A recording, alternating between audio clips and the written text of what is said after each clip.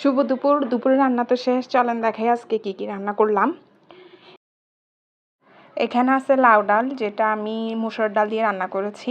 আমার বাসায় কিন্তু এই সবজিটা সবারই খুব পছন্দের এবং সবাই বেশি করেই খাই। আমি কিন্তু এখানে উপরে বাখর পাতা দিয়ে দিয়েছি। এরপরে আছে এখানে ডাল, যেটা আজকে একটু ঘন করেই রান্না করেছি। আমার বাচ্চাদের জন্য কিন্তু প্রত্যেক দিনই ডাল লাগে, যেটা আমি সবসময় বলি।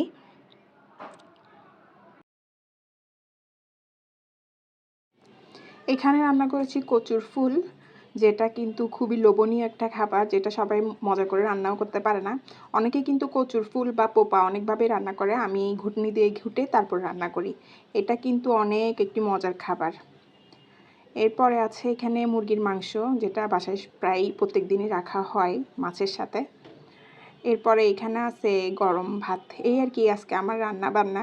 আজকে কে কী রান্না করলেন অবশ্যই কিন্তু কমেন্ট করে জানাবেন।